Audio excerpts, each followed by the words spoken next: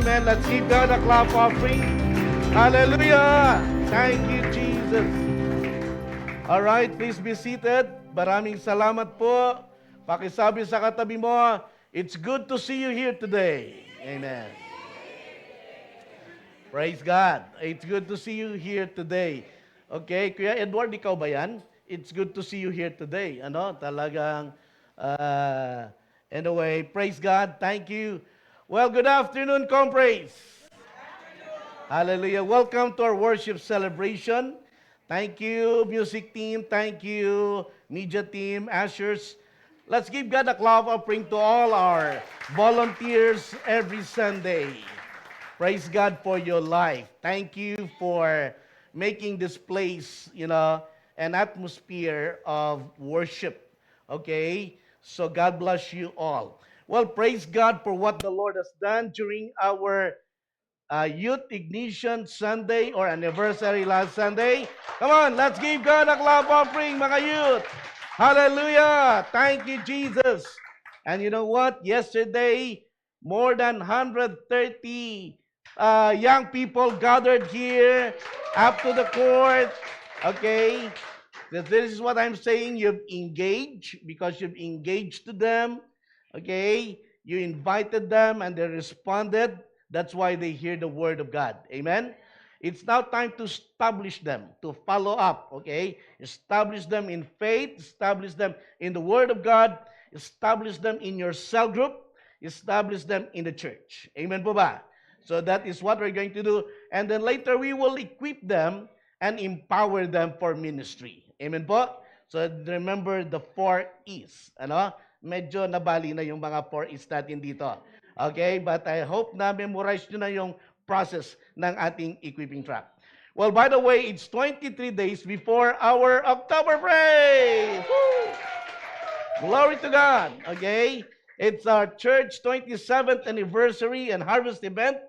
And it's a month-long celebration. I want you to be praying. Later, Pastor Alex will share to us, okay, what to expect every Sunday or every week of our October praise. Amen? So, praise God. Our challenge is for you to pray for at least 3. Okay? Pray for 3, okay, that you will invite so they will come to know Jesus as the Lord and Savior. Pakisabi sa katabi mo, where is your 3? Okay, all right, okay. Or who are your 3? Ano pala, ano? Sa October pa pala to. So remember, well, are you ready for the Word of God? Oh, I'm so excited to share God's Word today. Hallelujah.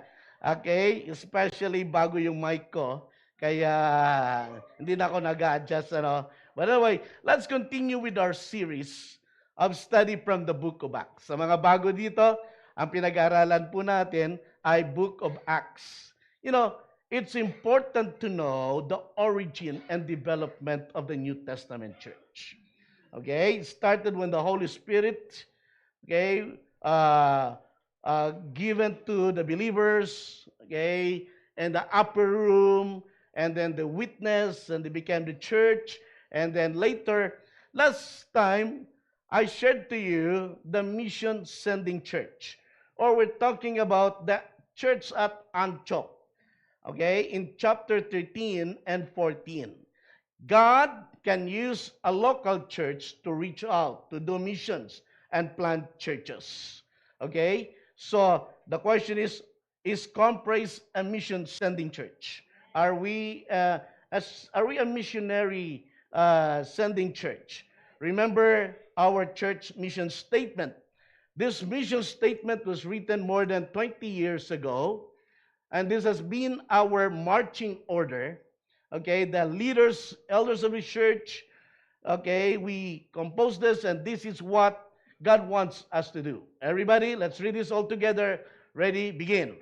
We exist to honor God and advance His kingdom by sharing the gospel, making Christ-like disciples, developing leaders, planting churches throughout the Philippines and beyond. Okay? So praise God. So our desire is to truly honor and worship God. That's our first and foremost calling. The church must honor and worship God. But today, God, okay, is the only institution here on earth given to advance God's kingdom. That is to share the gospel. That is to make Christ's disciples, to develop leaders, and to plant churches all over the Philippines and beyond. Okay? So dito po umiikot ang ating layunin, ang purpose ng church. So if you're part of this church, okay, don't be surprised why we are worshiping God. Okay? Why we are sharing the gospel anywhere. Why we are having this equipping time of making disciples, develop, why we have SOL, we develop leaders, why we have cell group leaders.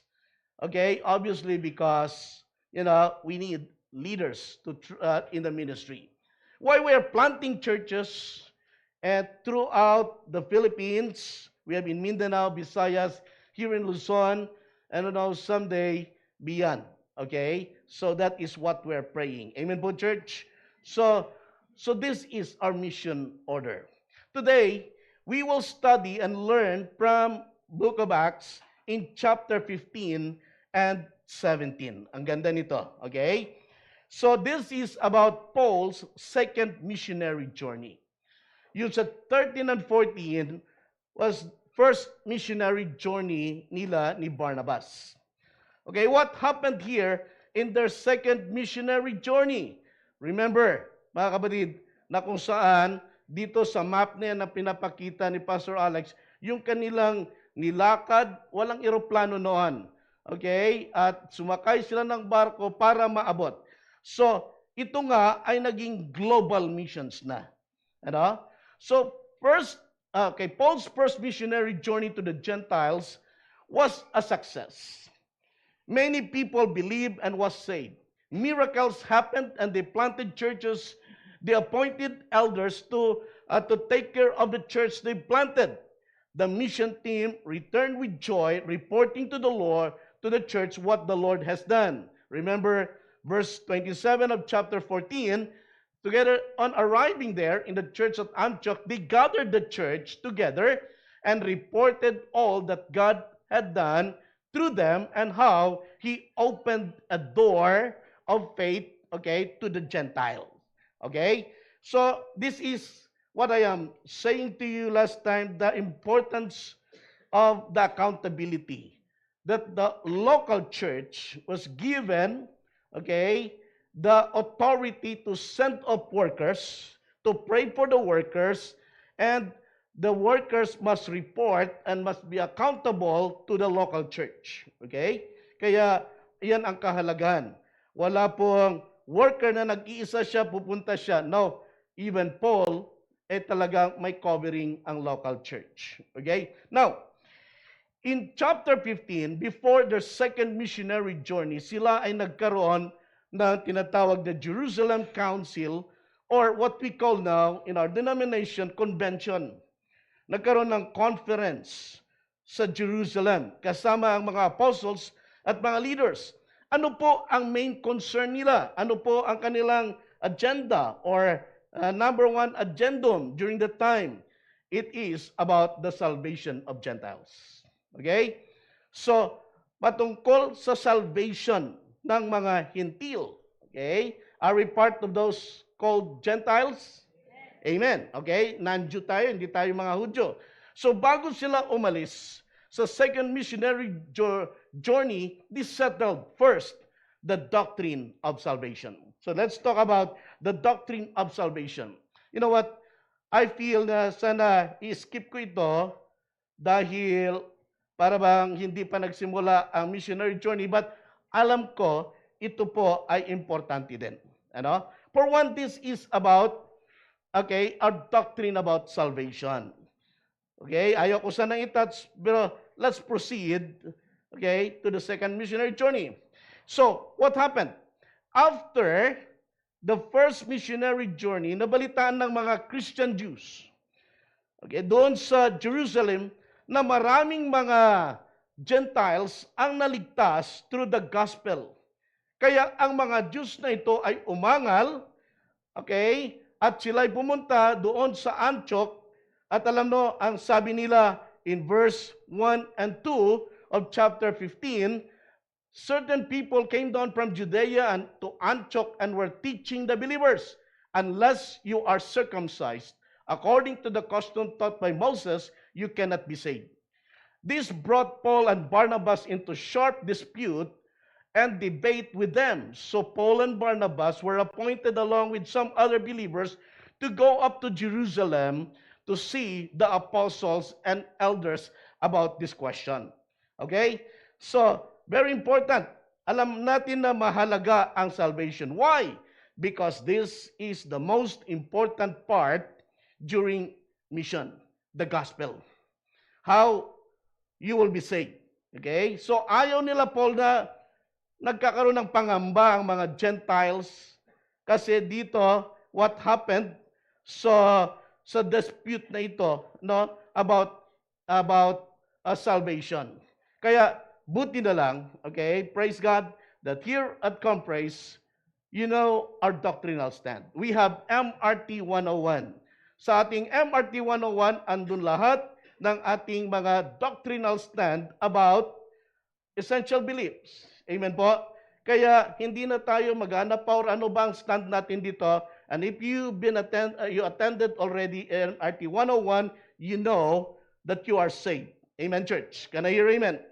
Okay? So yun po ang laman ng ating MRT 101. Kaya pwede nyo nga itong ituro. Ito ang biblical.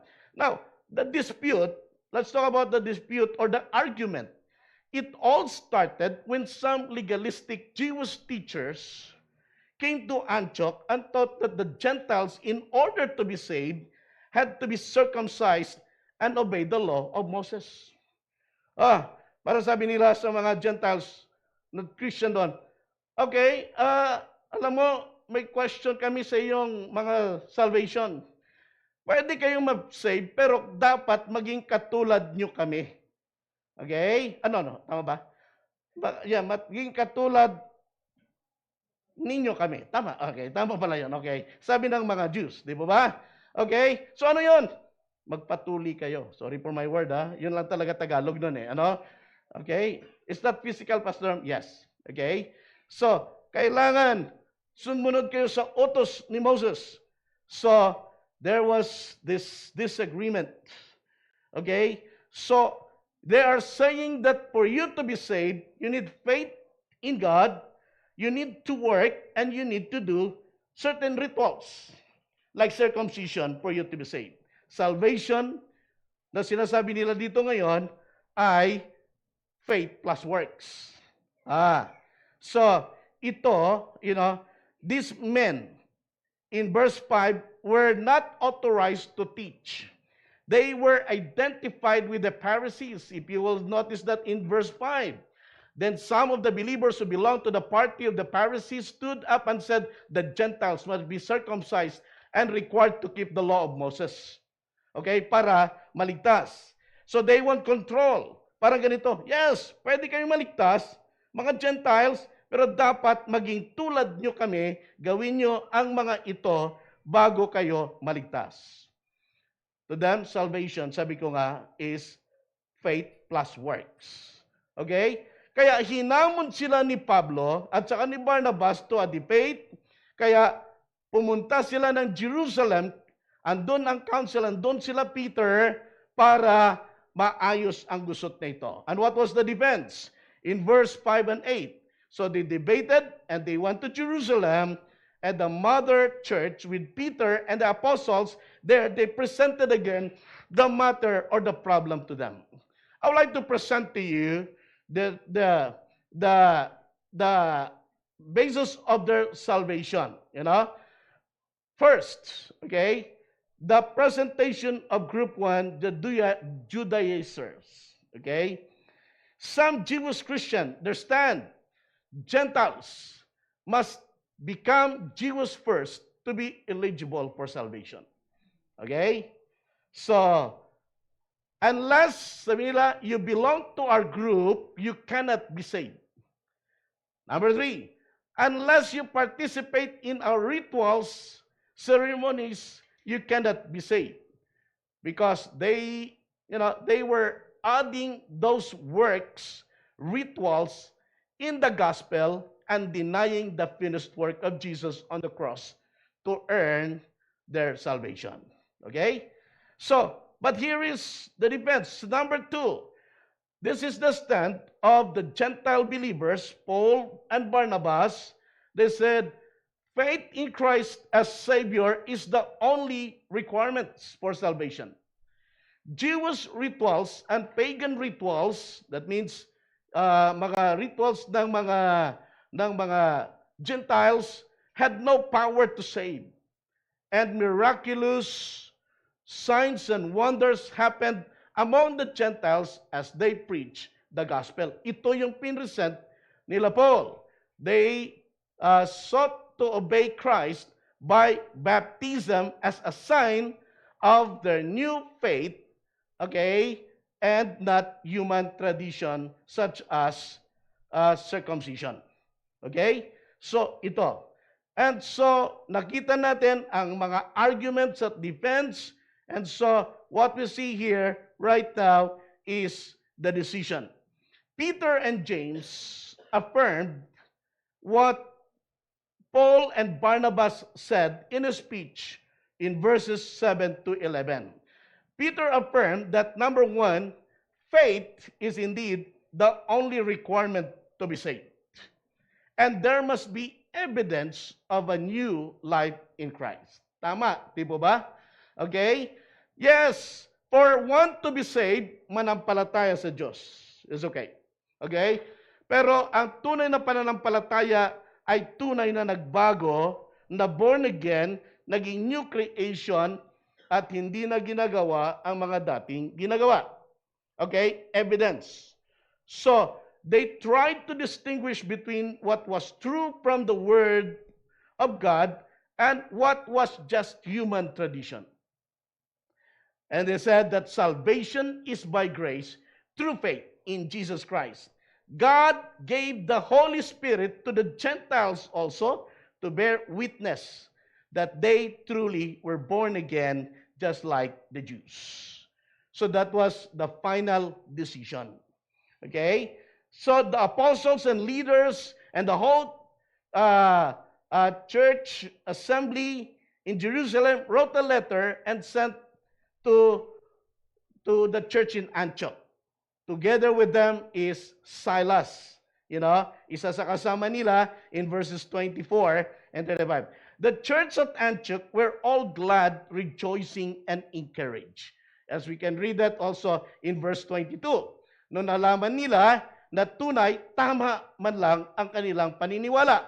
Then the apostles and elders with the whole church decided to choose some of their own men and send them to Antioch with Paul and Barnabas. They chose Judas and Silas, men who were leaders among the believers. What truth can we learn here about our salvation? Okay? Galatians chapter 3, verse 26 to 28.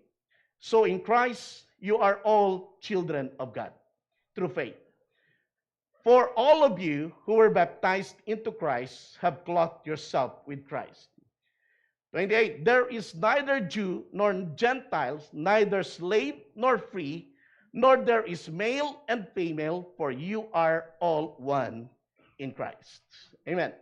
Number 2, Ephesians chapter 2, verse 8 and 9. For it is by grace you have been saved through faith, and this is not from yourselves. It is the gift of God, not by works, so that no one can boast. Amen. People of God. Okay? If you are saying, just like those Pharisees there, that one can be saved through works, let me say this, you cannot earn or you cannot buy your salvation. Amen? It is a gift from God. Amen, church? Okay? No one can buy, no one can work for his own salvation. This is the gift of God. Okay, church? Amen po? Okay? So, our salvation is by grace.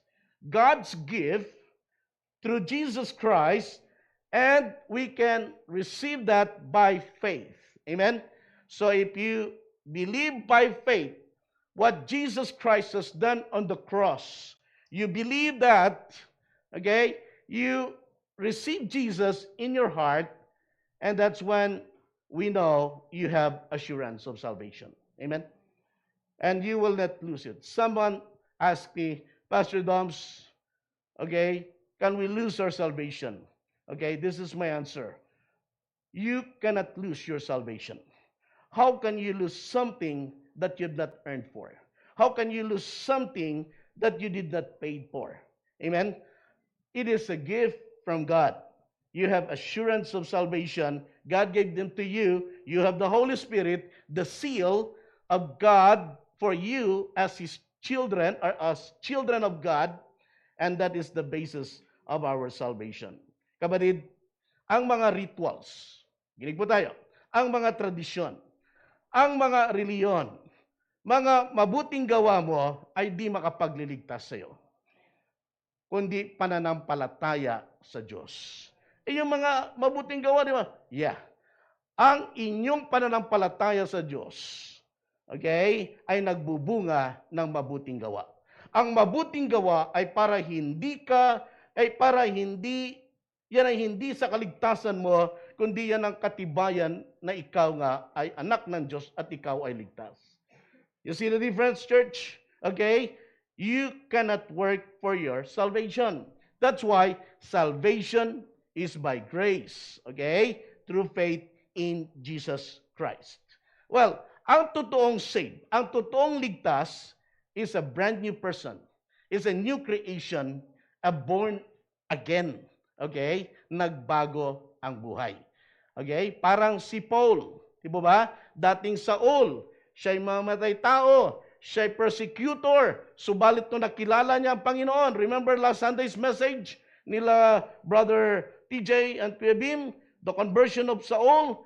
Okay? 180 degrees nagbago ang kanyang buong pagkatao. Pati ang kanyang paniniwala. Okay? At siya'y naging bahagi ng manggagawa ng Diyos. Ngayon ang malinaw na ang tungkol sa salvation. Alam niyo, maraming tang sabi, ay, alam mo, ito na kasi yung nalaman namin na pinasa sa amin ng lolo namin eh. Dito na ako, namulat dito na ako mamamatay, ito na. O di bahala ka. Okay? But I'm telling you now, there is no such thing in the Bible that says the religion which na pinasa sa iyo ng lolo or ng mga ninuno natin ay magliligtas sa iyo. Wala pong ganon. Ang salvation ay personal. Amen? Ikaw ang gumawa ng desisyon na yon, hindi dahil sinabi ng lolo mo o ng nanay mo o sino man, kundi ikaw na nasa wastong pag-iisip at sa edad na yan ay pwede kang gumawa ng desisyon sang-ayon sa salita ng Diyos. Amen, church? Kaya this is what, hear the word of God right now. Number 2, pangalawang makita natin sa second missionary journey na ito are the open doors for missions. Okay? So to Apostle Paul, the church at Antioch was not a parking lot of believers. Okay? Hindi ito ang church ay parang parkingan lang ng mga believers. But it was a launching pad for missions. Okay? Paul could never settle down to a comfortable ministry. Anywhere as long as there are open doors for missions, they need to go. Paul is saying, look, brothers, God is opening doors for us. Let's go. Let's do mission. Let's preach the gospel. Let's win souls. Let's make disciples.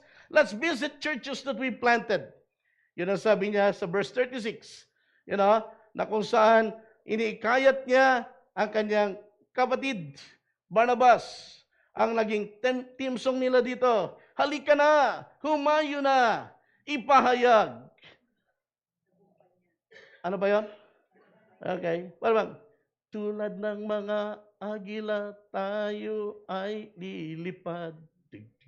Diba? Di napapagod ating mga pakpak, tayo'y magdadala ng buhay at sigla sa mga anak ng Diyos na nanghihina. Okay? So, this is what they're saying. Kaya sabi niya, halika na! This is Paul. To Paul, God is at work in spite of seeming obstacles, dangers, and personal difficulties and difference that arose. They must bring the gospel anywhere. This is our year of breakthrough. Amen. This is going to be our theme for this year. For 2026, we will break through. We will break barriers. We will go beyond borders. Personal, in our health, in our finances. Let's in spiritual walk with the Lord. Let's break through.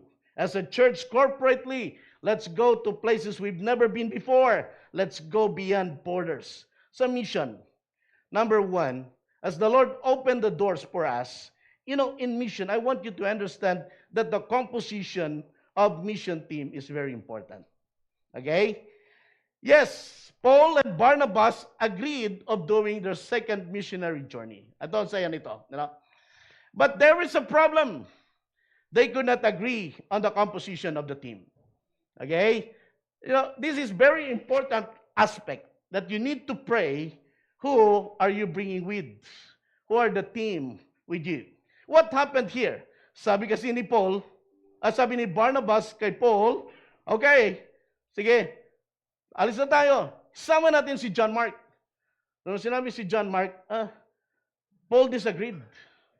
Sabi niya, wag na. Iwan natin yan. Iniwan niya tayo niyan eh. Di ba? Baka mamaya, biglang alis na naman yan. Iwan niya naman ulit tayo. Okay? That was, so, ano nangyari? Depart way. Okay? Naging two teams. Alright? If you can read that in verse 37 to 40.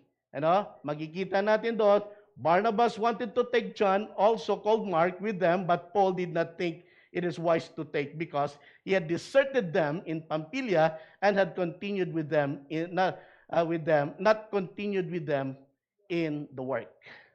So they have a sharp they had such a sharp disagreement, okay, in this area. So alam nyo, mga kapatid, okay, in ministry, sometimes this thing happens. Even among Christian giants, okay, they agree to disagree. It only shows that there is no perfect leader. They only have different styles and preferences. Okay? Ito kasing si Barnabas, okay, i-base it on relationship. Barnabas, his real name was Joseph. But binigyan siya ng name na Barnabas means son of encouragement. Okay? So, he was a relational, para sabihin niya, Paul, pagbigyan na natin tong bata.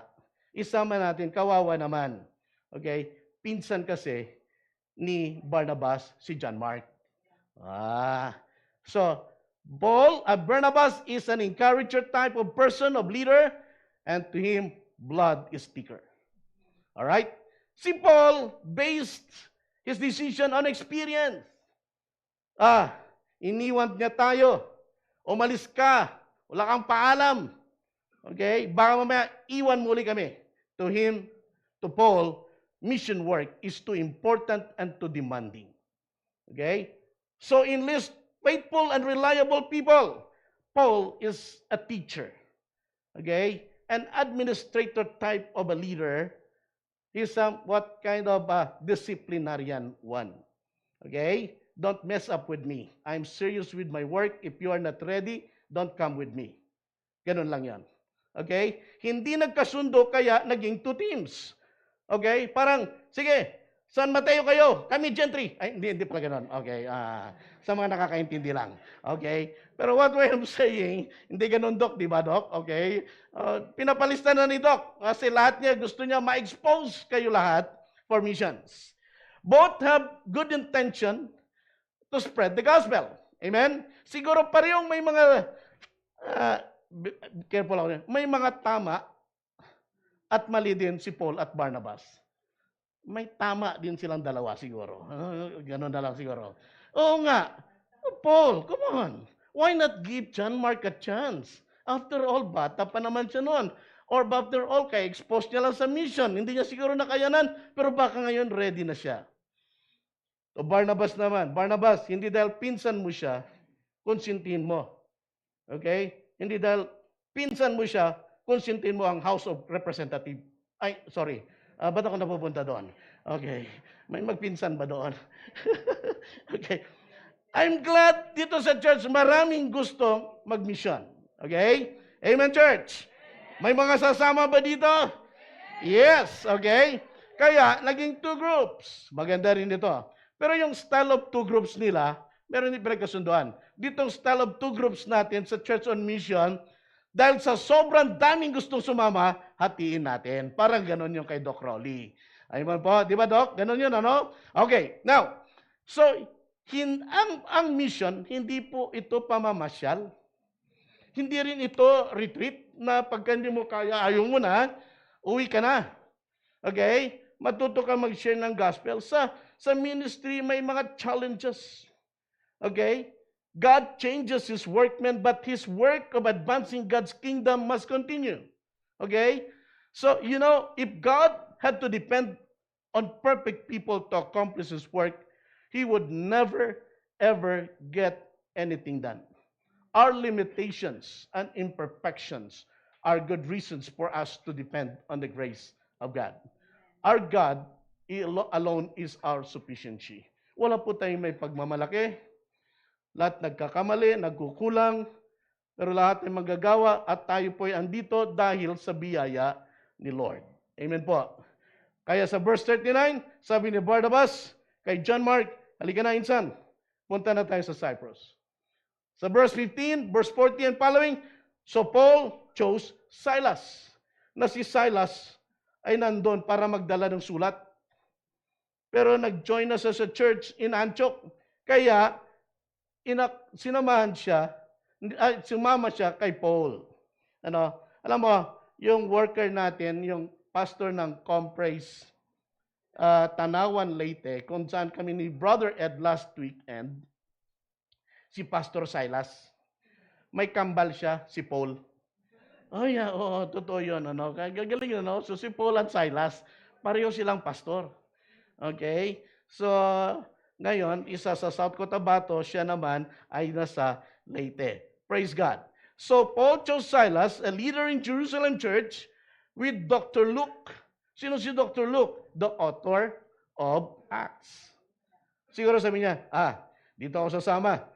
Mukhang andito ang action. Okay, kaya na-record niya ang kay Paul. Okay? Pagdating nila sa Lystra, they met a young man named Timothy and was added to the group. So, Timothy joined them. They visited churches, okay, and was strengthened through their visitation. Alam nyo, in mission, may mga lessons learned. May mga matutunan po tayo. Amen po ba? Para sinasabi natin, all is well that ends well. Amen?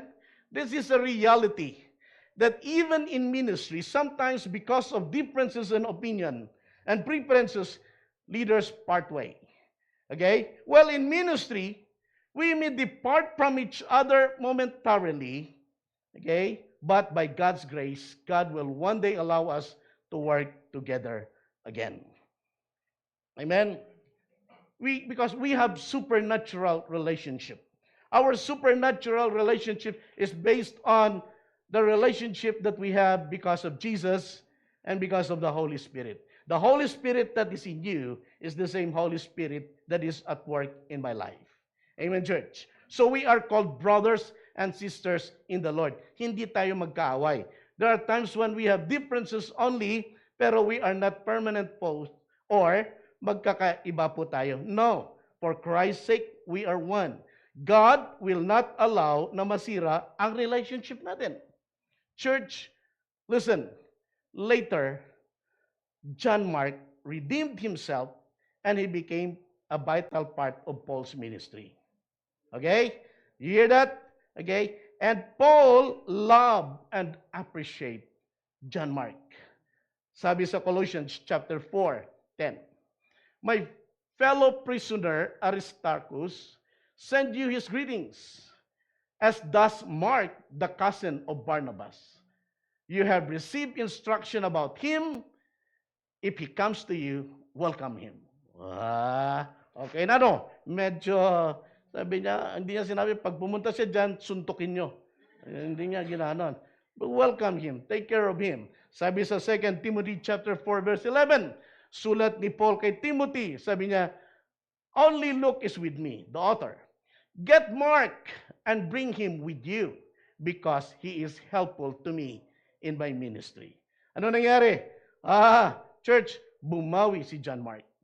Alright? Nag-grow, gumaling, recognizing Paul's leadership. He helped Paul. Walang tampo-tampo, walang sama ng loob, nag-learn at nag-grow. And you know what? I'd like to believe that during this time that they were together with Barnabas, knowing Barnabas, how he worked with his co-workers as an encourager, he probably encouraged John Mark. Mark, alam mo, ganito talaga, mahirap sa mission. Mali nga naman yung ginawa mo noon sa amin ni Paul. Ba't mo kasi kayong iniwan? Sa sunod, huwag mo nang gawin yan, ha? At sunod, sumama ka kay Paul. Magaling na missionary yon. Okay? Magpa-mentor ka. Alam mo, I'd like to believe ganun yung mga usapan nila habang nagbi-mission. Because that's the reason why he redeemed himself. He served together with Paul. Amen? So church, bumawi. Okay, mga kapatid, he helped Paul. And Paul loved the guy and appreciate him so much. Kapatid, pag nagkamali ka, okay lang yon, bangon. The grace of God is enough. Okay? No one is perfect. Nagkakamali din ang inyong pastor. Ikaw, wala ka dapat ikahiya. Okay? Pagka nanlamig ka at medyo dumistansya ka, balik. And don't allow the enemy to hinder you pursue God's plan. If I may just say this, I saw the guy a while ago. Where are you, Mark? Matthew, where are you? Matt, please stand. This guy, 2 years ago, was our number one young people who keeps inviting. Siya nanalo 2 October Praise, pinakamaraming ini-invite. And I was in tears seeing him around every Sunday and bringing with him his classmates and visitors. Matthew, God is using you. Okay, you can be like John Mark, continue the work you are doing because the Lord has blessed you with such passion for ministry. God bless you, young man. Pagka nagkamali, okay lang yon. Move on. Okay? Tandaan mo, may calling at personal assignment ka kay Lord personally para sa iyo. And nobody can do that except you. As a young co-worker, I know of one person, a young co-worker whom I considered as my son in the faith. We worked together for many years, but later probably because sabihin na natin, I'm too strong for him, that sometimes, baka nagkaroon ng tampo. But syempre, okay, it's normal sometimes to happen that.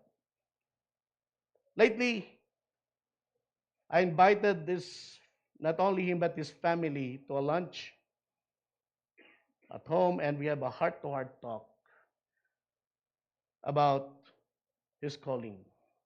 And he said, he embraced me and said, I'm sorry, Pastor.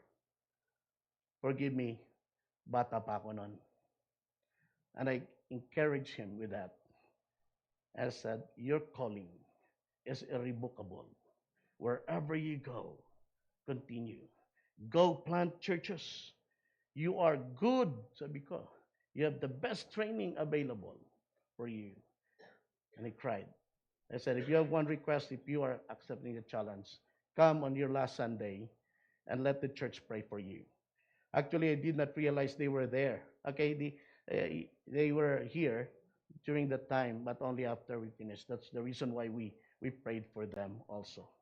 What I'm saying, I will not be surprised if this guy, okay, will be the first one to plant a church beyond the Philippines. Okay? I challenge him that will support you. You know the guy probably and will pray for them. Okay? Kapatid, huwag kang manlupaypay. Napakalawak ng ubasan ng Panginoon at napakaraming anihin para tayo'y huminto. Okay? Magtampo-tampo. Sumama ang loob. Church, lay aside those pride, bitterness, unforgiveness. Those are weights. Yun ay mga pabigat na hindi tayo makausad. Okay? Instead, pray, humble yourself before God and others. Move on. Okay? After all, we are here only by the grace of God. Allow God to work in you and through you. God is opening doors for us. This is the year of breakthrough. Okay? The harvest is plentiful. Be God's faithful workers. Let's give God a clap offering. Hallelujah. Another thing, when God opens the door for us, God is calling next generation workers. God called next gen workers. And here I am referring to Timothy. Perhaps one of the best things that happened in the second missionary journey at Lystra was the addition of a young man, okay, a mighty man of God, discipled by by his mother and grandmother. His name was Timothy and was added to Paul's team. The first, second generation Christian mentioned in the New Testament. His mother, Eunice, and grandmother, Lois, are both believers who influenced him for the Lord. Alam niyo naman, pag strong talaga ang mother, pag strong ang grandmother, okay, I remember Hazel was telling me a story about their grandmother at 5 a.m. Gigisingin sila lahat ng apo, okay? And so, and they would sing Santo, Santo, Santo in Bisaya, meaning holy, holy, holy. Okay? So, and then they gathered together, kahit naantok pa silang lahat, and up to now, hindi niya makalimutan yan. You know? So, strong. That's why the family ministry a while ago is an affirmation that we need to make strong marriages, strong family, okay, who can be workers of the Lord. Probably a convert during Paul's first missionary journey. So Timothy replaced John Mark as Paul's assistant, and he called Timothy my beloved son. Okay? And he called Timothy my son in the faith. This young Timothy became Paul's favorite companion and co-worker. Perhaps the son Paul never had but always wanted. Okay? Timothy played an important role in the strengthening of churches. He became a young pastor.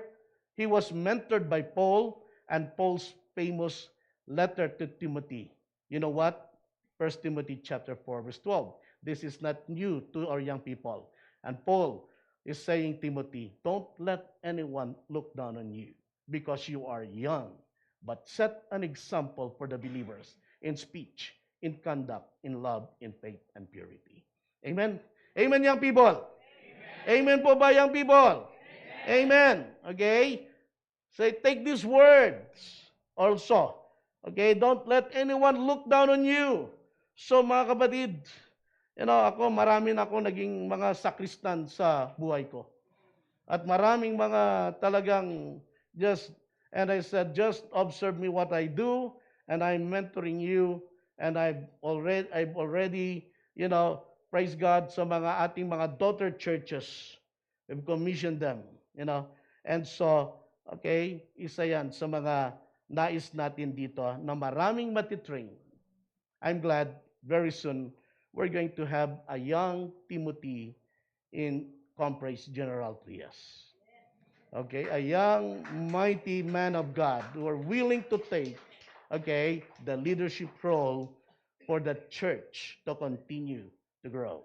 And we will be in that church on the first Sunday of October, okay, for us to help this church do acts of kindness and bless the community, okay, so we can also help this young church and this young Timothy. Amen, church? Because Timothy is faithful and reliable and a good report from churches, Paul ordained him and became part of his team. Okay? God is opening door for our young people. My desire is to train and develop next generation workers to serve God. I've seen and I've observed potential dedicated young workers here. Okay? And I know you. And the Lord knows what you're doing. Kaya on October, praise third Sunday, it's the next generation mission Sunday. Amen? It's your time. This is your moment. Okay? You are the workers. Number 4, on missions, be led by the Holy Spirit. Why? What happened during the second missionary journey? God opens the doors for them to preach the gospel, but there are also times when the Holy Spirit closes the door in some places. Okay? So, in verse 6 to 8, you can read that, the kung saan Paul and his companion traveled throughout the region of Phrygia and Galatia, having been kept by the Holy Spirit from preaching the word in the province of Asia. But when they came to the border of Mysia, they tried to enter Bithynia, but the Spirit of Jesus, which is the Holy Spirit, would not allow them to. So they passed by Mysia and went to Troas. Okay? So, may kino-close the door. Na siguro minsan si Paul sabi niya, ano ba ito? Church, while God opens the door for mission, it is also God who will close the doors in places not yet ready, or there is no man of peace yet. Maybe it's not yet time. Okay? Let us be sensitive to the leading of the Holy Spirit. Listen here, young people, workers, YA, listen everyone, pag sa tao, pag may unbelievers, pag close-minded, okay, pray some more. Huwag sayangin ang oras sa mga pilosopo mong mga teacher, mga classmate, mga office mate mo. May mga taong negative sa gospel message, may mga taong pagtatawanan ka pa, it's okay. Pag pinagtawanan ka dahil sa message o dahil sa gospel sharing mo, totoong Kristiyano ka na. Oh, yeah. Okay? Baka hindi ka pa pinagtawanan, hindi ka pa na-persecute. Ano? Mas gusto mo yon. Kapag ka sa classmate mo, nag-share ka, sabi ka, ano ba yan? Ano ba yan? Ang badi-badi mo naman. You know, mga ganon, gospel, ano ba yan? Jesus mo na yan. Okay? There are people like that, and we learn this, that the mind of the unbelievers were blinded by the God of ages, by the enemies, that they cannot understand the light of the gospel, because the gospel is the message of salvation. Listen, church, go to the receptive ones. Okay? Mga ready nang aanihin at handang tumanggap kay Jesus. Yun ang ipagpe-pray natin, yun ang i-invite natin, that they are ready to receive. Okay? And they are ready to, wanted to be saved. Look for those who are open to the gospel. Look for those who are ready to receive Jesus as their Lord and Savior. Sila yung mga classmate mo magsasabi, oy, okay, ano ba yung mga cell group nyo dito sa campus? Okay? Sama naman ako dyan eh. Diyan o, they are ready. Uy, ano yung pag-Saturday Soul Convergence nyo? Wow, okay. Parang masaya daw, na sabi nung friend ko, pwede ba akong sumama dyan? Those are ready. Uy, ano ba yung student center every Friday? Ang dami nyo daw, iba-ibang mga school. May mga magaganda ba doon? Mga ganun, ano? Pwede ba akong sumama doon? Okay lang, pag ganoon ang motibo niya. Pero alam mo, ang pinakamaganda dito at pinakagwapo dito si Jesus, dapat siya ang mahalin mo. Amen, church? O, ano yung mga service acers nyo, mga ganun, ano? Mga peacemakers basketball team, pwede ba ako dyan? O, mga ganun, ano? They are ready. They are ready. They are the people that you pray about your tree. This October praise, let me say this again. Don't invite believers, lalo from other churches na medyo nagsiserve na sila doon. Encourage them. Marami pang mga unbelievers na aanihin. Sila po ang focus natin at ipalo up. Doon tayo mag-focus. Amen po ba? Okay? Kahit sa cell group, i-prioritize natin mga unbelievers, mga unchurched people, wag na yung member ng iba. Okay? So, on mission, church, search for the worthy person.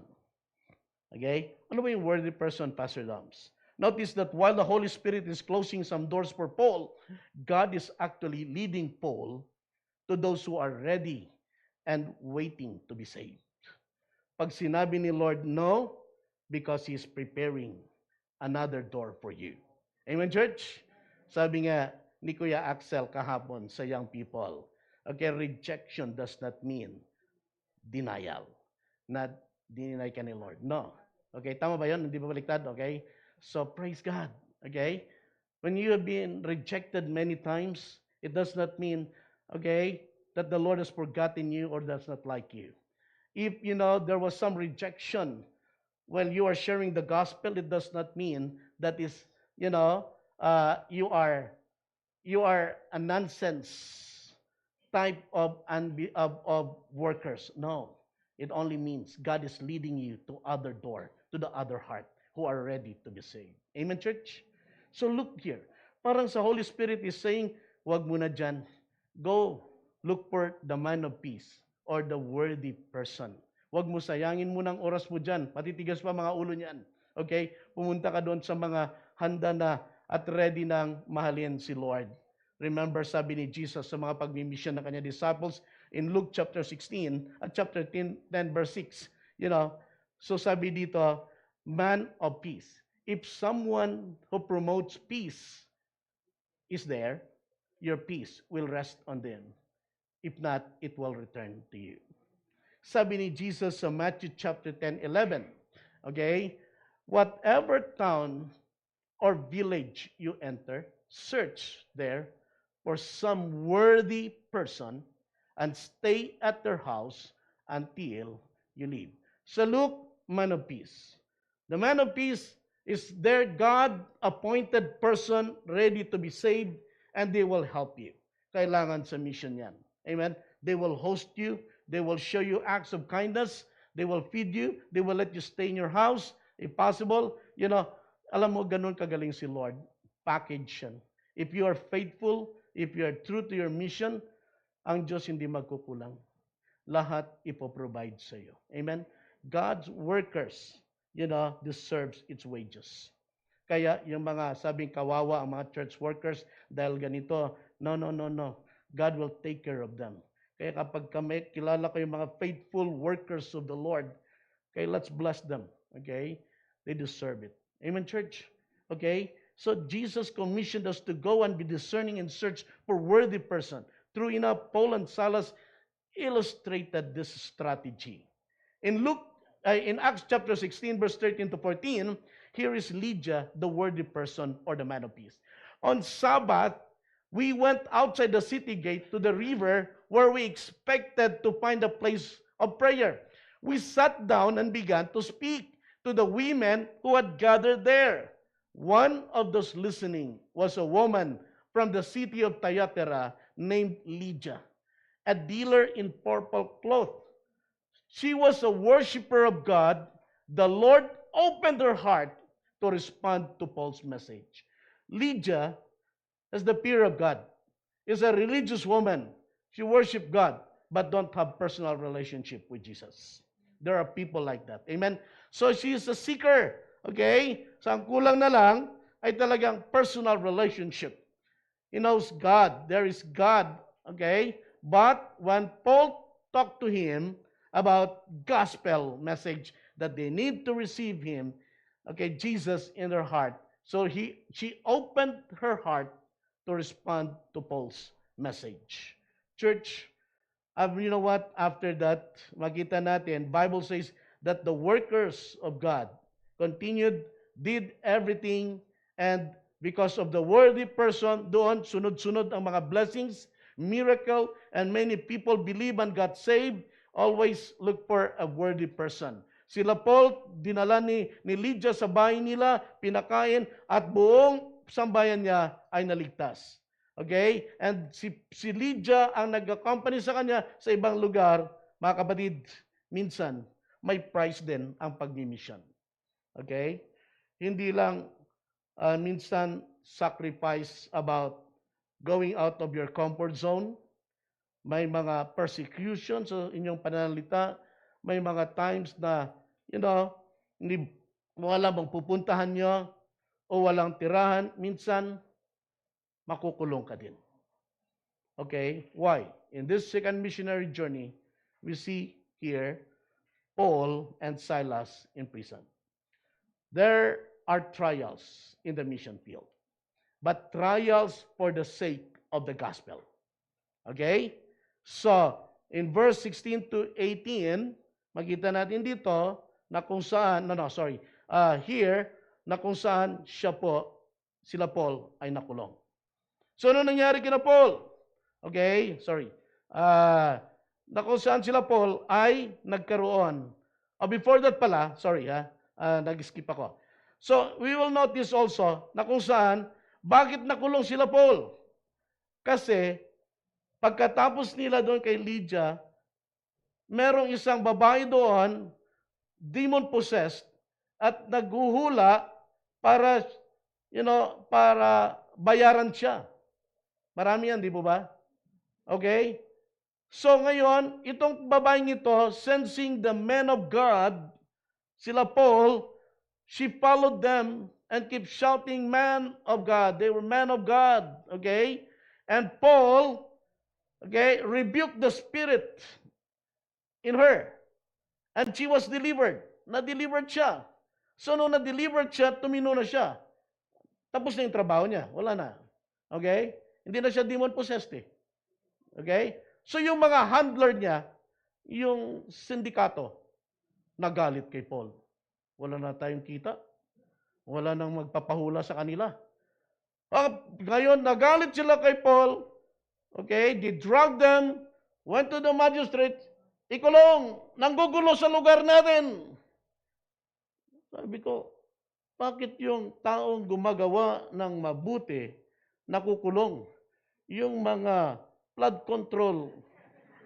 Ayun naman, pastor, ikaw na naman tama na yan. Okay, hindi nakukulong. Yung mga ganun, Bakit kaya, Ibang klase dito, So, nakulong sila. Pero, okay, ito ngayon. But don't you know, ito kay Sister Malona, evangelism hanggang sa loob ng prison cell. Sa CIW. Hindi CIW to. Ano nangyari? Kinulong sila Paul at Silas. Nakakadena, kamay at paa. Pero pagdating ng hating gabi sa kanilang kulungan, sabi niya, "This is the night that the Lord has made." Nag-praise and worship sila. Okay? Nakinig ang mga ibang mga prisoners. Anong ginagawa ng mga bagong nakakulong na ito? And then suddenly nagkaroon ng violent earthquake. Again, nagtanggalan ng mga kadena at saka mga mga lock. Nagbukasan ng mga pintuan. And yung nagkatagabantay ng prisuhan, he was about to kill himself with a sword because accountability yon. Ang law before, pag ikaw nagbabantay at nawalan ng priso, may nakalaya, buhay mo ang ibabayad. Okay? Papatayin ka rin. Okay? So, pagbayaran mo yun, nakawala So, was ready to kill himself when Paul said, "Hey, we're still here. Don't worry. And this man, the jailer, ran before them. Okay? And ano sabi nila? This is the famous line that we are using also in our evangelistic message. Acts chapter 16, verse 30 and 31. He then brought out and asked them out and asked, "Sirs, what must I do to be saved?" Dahil malinaw ng salvation. Sabi niya lang, believe or have faith in the Lord Jesus Christ and you will be saved. Okay? Yan ang salvation Di po ba? Hindi niya sinabi, Magpatuli ka muna, sabi nila, at sundin mo muna lahat ng batas ni Moses. May ganun ba? Wala. Na-settled na kasi. So the right answer, believe, okay, or faith in the Lord Jesus Christ, and you will be saved, you and your household. True enough. Nung na-save itong jailer, dinala niya sa bahay nila, okay, and then pagkatapos nun, sinira ng lahat ng mga members of the household, and they were all baptized. Wow. Praise God. You know, when God opened the doors, kahit gaano kahirap ang situation, okay, obey the Lord. God will take care of you. Amen, church? But when God closes the door, don't spend so much time there arguing or debating or, complaining. Walang mangyayari. Okay, look for the worthy person. Look for those who are ready. Okay? I was texting Pastor Buddy last night and said, we're coming to help you and bless the community. And he said, Lord, Pastor, can I announce tomorrow? We're so excited that you're coming. Yes. Okay. Be ready. Invite the unbelievers and we will share the gospel to them. Amen? Can we give God a clap offering for, people like that? We will share the gospel. Kapatid, minsan may price din ang pagmimisyon. Hindi mo in-expect na mga bagay. Like pagkukulong dito, God will take care of you. I remember when we were in Maguindanao, and we had that orientation, last night orientation, and Doc Raleigh heard our missionary friend talking about, I've never been there. Huh? And you let us go there? Sabi ko, yes, okay, we'll join you. Why? Because there is a war between mga clans. Naku, baka gamitin pa tayong pananggan ng mga clans na to and so Doc Raleigh entered our room that night. Sabi, Pas, may narinig ako parang may mga rape pa, at saka sabi ko, yeah. I was so sensitive, I said, siguro Doc, pag merong kidnapping, uunahin siguro itong Amerikano, malaki Kaya, saka palang isusunod si Brother Ted. Ay, hindi pala, siguro sabihin nila mukhang mapera to, unahin natin! Yung mga gano'n, Wow. Pero yung mga gwapong katulad ni Doc Raleigh, protektado yan. I'm just joking. But church, God will take care of us. Amen, church? Masaya ang mission. Amen? Hindi retreat, hindi pasyal. But even that, sabi nga ni Lord, if you are obedient, okay, you will eat the good of the land. Pati durian. Sa San Mateo, ang daming prutas doon. Kasi bukid yun bundok. But in the church, okay, sa loob ng prison cell, may evangelism. Listen, people of God. In chapter 17, in Paul's second missionary journey, he continued to preach the word of God. In Thessalonica, some resisted the word. In Berea, they received the word with great eagerness. But in Athens, the city is full of idolaters. Some ridicule the word. Iba-iba ng pagtanggap. Yung missionary journey nila, naglalakad lang sila, okay? At may mga shipwreck. I'll share that later about what happened during their mission. Punta sila sa synagogue, mag-courtesy call, kasi si Paul, yun ang style niya. Just like what we're doing, we also have that courtesy call to the barangay and other people or believers there. Well, the most important lesson that we can learn in the second missionary journey, while God opens the door for us, while God develops leaders, is the message of salvation. The message of salvation by grace through faith in Jesus Christ. I hope naging maliwanag sa atin ito. Na ang tanging makapagliligtas sa atin ay sa pamagitan ng pananampalataya natin kay Jesus. Hindi sa pagsunod ng ritual o ng anumang mga gawain ng pangtao, kundi kung ikaw ay manampalataya at ikaw ay nagbagong buhay, ito, kapatid, ang basihan ng ating kaligtasan. huwag kang alis sa lugar na ito na hindi mo patiyak na ikaw ay miligtas. Kung tunay na tinanggap mo na si Jesus bilang iyong Diyos at tagapagligtas, magpatuloy ka. Pero kung nandito ka ngayon, huwag kang alis sa lugar na ito na hindi mo natitiyak na ikaw ay makaligtasan.